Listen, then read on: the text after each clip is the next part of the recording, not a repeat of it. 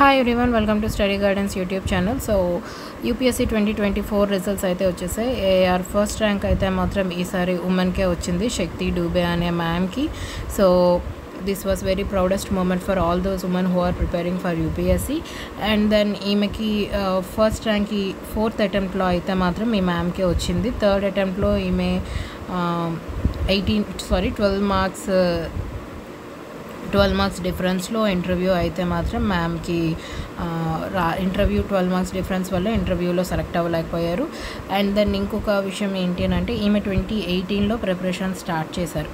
So చాలా long journey. 2025లో ఆమెకి first rank వచ్చిందంటే very long journey.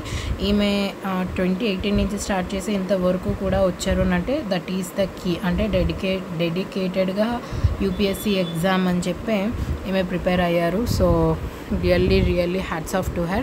And coming to main topic is that I want to congratulate every topper. వాళ్ళు చాలా కష్టపడకపోతే వాళ్ళు ఈరోజు ఆ స్థాయికి వచ్చేవాళ్ళు కాదు. అంటే లక్ ఫ్యాక్టర్ అని అంటారు. మేబీ అది ఒక 10% రోల్ ప్లే చేస్తే మిగిలిన 90% రోల్ మనం చదువు మీద, మన డెడికేషన్ మీద, మన పర్సివరెన్స్ మీద, మన కన్సిస్టెన్సీ మీద ఆధారపడి ఉంటుంది. అండ్ దెన్ ఇప్పుడు మీకెవరు ఇన్స్పిరేషన్ అంటే Uday Krishna Reddy sir. So sir ముందు అంటే లాస్ట్ ఇయర్ ఆయనకి IRMS అయితే వచ్చింది. ఇప్పుడైతే మాత్రం మళ్ళీ అగైన్ ఈ 3rd అటెంప్ట్లో సార్కి 350th ర్యాంక్ వచ్చింది. సో మేబీ IPS వచ్చే ఛాన్సెస్ అయితే చాలా ఉన్నాయి. ఈయన చాలా ఇన్స్పిరేషన్ మన తెలుగు వాళ్ళకైతే మాత్రం. ఎందుకు అనంటే ఒక కానిస్టేబుల్ నుంచి, ఒక IRMS నుంచి ఇప్పుడు ఒక IPSకి ఎదిగే స్థాయి. అంటే ఆయన ఎట్లా అయినా ఒక IPS ఆఫీసర్ అవ్వాలి అని చెప్పి డెడికేటెడ్గా ప్రిపేర్ అయ్యారు. So that is really amazing. ఎందుకు అనంటే ఇన్ని ఇయర్స్ ఒక గోల్ మీద పట్టుదలతో కూర్చొని కాదు, చాలా కష్టపడ్డారు. సో ఏంటి మెయిన్ థింగ్ ఏంటంటే మనకంటూ ఒక గోల్ ఉంటే ఆ గోల్ రీచ్ అయినంత వరకు కూడా మనం ఎక్కడా కూడా ఆగిపోకూడదు. We all know that story of rabbit and tortoise. So ర్యాబిట్లా కాకుండా టోర్టాయిస్ లాగా స్లోగా వెళ్తే నిజంగా యూపీఎస్సీ ఒక sprint type, not a sprint type but a marathon type. So మనం స్లోగా ప్రతిరోజు కూడా చదువుతూ ఉంటే డెఫినెట్లీ రీచ్ అవుతాం.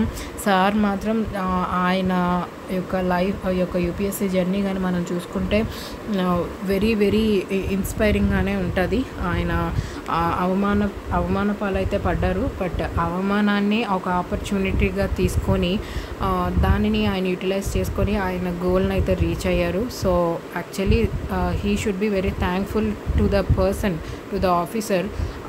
ఎవరైతే ఆయన కించపరిచి మాట్లాడారో ఆ ఆఫీసర్కి నిజంగా సార్ థ్యాంక్ఫుల్గా ఉండాలి. బికాజ్ ఆ రోజు ఆయన కానీ అని ఉండకపోతే మేబీ సార్లో డెడికేషన్ IPS అవ్వాలి అనే ఇది వచ్చేదే కాదేమో. బట్ ఒక విషయం ఏంటి చెప్పాలనుకుంటున్నానంటే ఆపర్చునిటీస్ ఎప్పుడు మనల్ని వెతుక్కొని రావు. అది రేరెస్ట్ కేసెస్.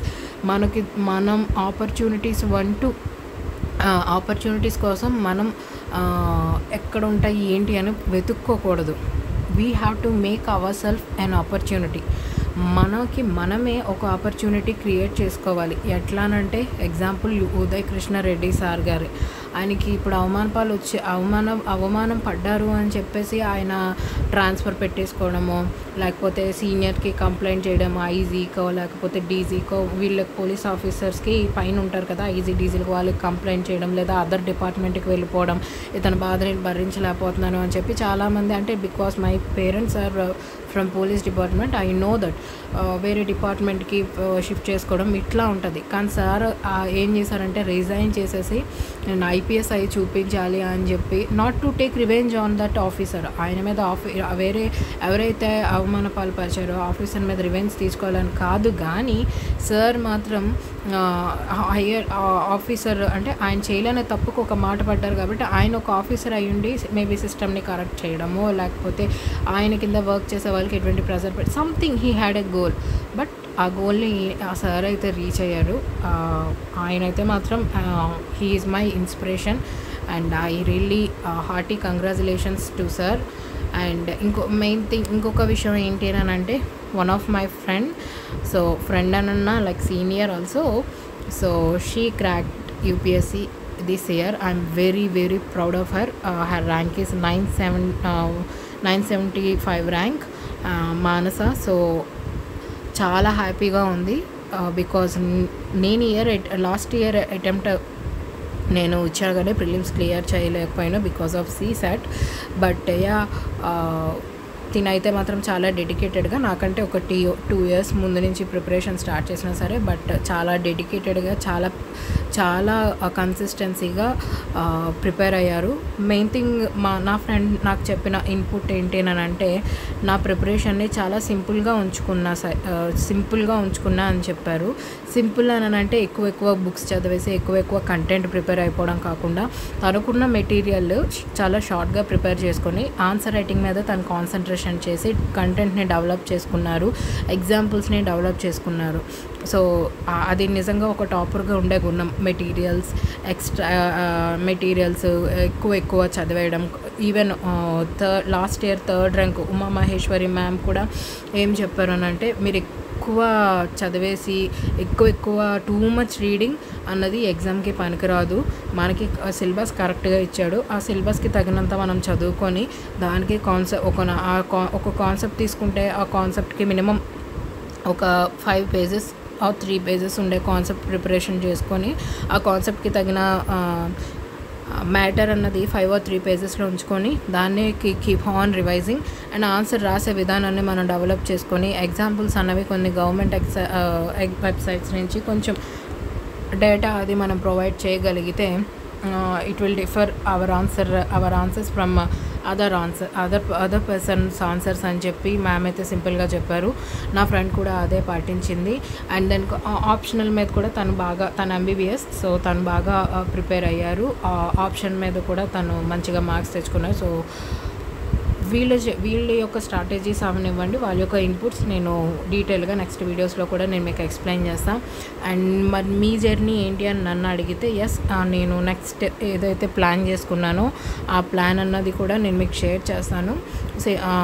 బ్రీఫ్గా చెప్పాలి అని అంటే, నేను ఒక ఇన్స్టిట్యూట్లో ఒక మెయిన్స్ ఆన్సర్ రైటింగ్ టెస్ట్ సిరీస్కి జాయిన్ అవుతాను. సో నేను టెస్ట్ టైం టు టైం రాయాలని అనుకుంటున్నా. సో రాయాలనుకోవడం కాదు, రాస్తాను కూడా. టైం టు టైం రాసింది నాకు వచ్చిన ఎవాల్యుయేషన్ ఎలా చేశారు, నేను ఎలా ప్రిపేర్ అవుతున్నాను, రోజు ఏం చదువుతున్నాను, నా వీక్లీ షెడ్యూల్ ఎట్లా ఉన్నది అని చెప్పి నా యొక్క UPSC జర్నీ అనేది మీతో కూడా నేను త్వరలో షేర్ చేసుకోబోతున్నాను. So anyone who are preparing for 2026, you can comment if you had any doubt, you can post your doubts in the comment box. I will definitely reply to you.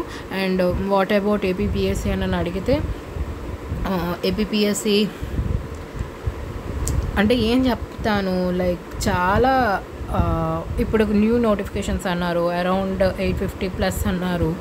But మనం ఆ 850లో కూడా చూసుకుంటే only forest డిపార్ట్మెంట్లో ఎక్కువ ఉన్నాయి. మిగతా డిపార్ట్మెంట్స్లో అన్ని 10లు 18లు 20లు వీటిల్లో కూడా మళ్ళీ సబ్ క్లాసిఫికేషన్స్ అంటే రిజర్వేషన్స్ ఉంటాయి. అంటే ఒక క్యాస్ట్కి ఒక రిజర్వేషన్ బేస్ మీద ఎన్ని పోస్టులు వస్తాయి అంటే వాళ్ళు ఉన్నవే ఇస్తున్నారు. అఫ్కోర్స్ నేను వాళ్ళకి తక్కువగా కించపరిచి మాట్లాడటం లేదు. దానికి కూడా ప్రిపరేషన్ అవ్వాలి, దీనికి కూడా ప్యారలల్గా ప్రిపేర్ అవ్వాలి. మోస్ట్ టైం నేను UPSCకే ఇస్తాను. అండ్ నెక్స్ట్ APPSCలో రాబోయే నోటిఫికేషన్స్ ఏవైతే ఉంటాయో which I am eligible for that also I will apply and then I will write the exam.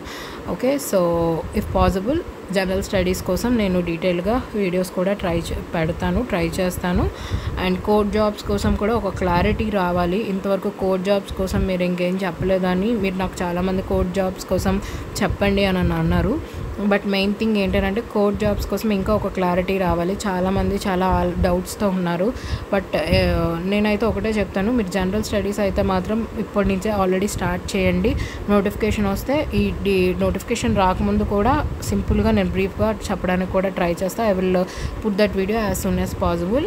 And main thing ఏంటంటే ఎవరైతే కోడ్ జాబ్స్ ప్రిపేర్ అవ్వాలనుకుంటున్నారో వాళ్ళు ప్రిపరేషన్ స్టార్ట్ చేయండి. జనరల్ స్టడీస్ తీసి చదువుతూ ఉండండి. అండ్ దెన్ ఇంకొక విషయం ఏంటి అని అంటే, కోడ్ జాబ్స్ కోసం వీడియో కూడా పెడతాను. అండ్ వీలైతే మాత్రం కుదిరితే మాత్రం నేను ఎన్వైర్న్మెంట్ సబ్జెక్ట్ నుంచి స్టార్ట్ చేస్తాను. బికాస్ చాలామందికి ఎన్వైర్న్మెంట్ కొంచెం ప్రాబ్లమేటిక్గా ఉంటుంది. ఇండియన్ హిస్టరీ పాలిటీ అవి మ్యాక్సిమం చదువుతారు. మనకి మ్యాక్సిమం కోర్ట్ జాబ్స్లో కరెంట్ అఫైర్స్ రిలేటెడ్గా వస్తుంది కాబట్టి current affairs content plus environment ఇవి క్రిటికల్ సబ్జెక్ట్స్ ఏవైతే ఉన్నాయో అవి నేను ట్రై చేస్తాను ఎక్స్ప్లెయిన్ చేసి యూట్యూబ్లో ఫ్రీగా పెట్టడానికి. అండ్ దెన్ ఇంకొక లాస్ట్ అండ్ ఫైనల్ థింగ్ ఏంటి అంటే, సారీ నేను కొంచెం వీడియోస్ లేట్గా అప్లోడ్ చేయడానికి కొన్ని పర్సనల్ రీజన్స్ ఉన్నాయి. I'm not able to keep them videos very frequently. So I was busy with my personal work. So please you all should excuse me. And then కొంచెం ఈ week దాటిపోతే maximum ఈ week కాదు, once I stepped in to my UPSC preparation soon, very soon I'm going to, maybe coming in next month I will definitely share my UPSC journey with you. Then కన్సిస్టెన్సీగా videos కూడా పెడుతూ ఉంటాను, నా జర్నీని share చేస్తూ ఉంటాను. UPSC tips అన్నీ కూడా నేను మీకు చెప్తాను. Okay, please do not forget to like, subscribe, comment and share with your friends. Thank you.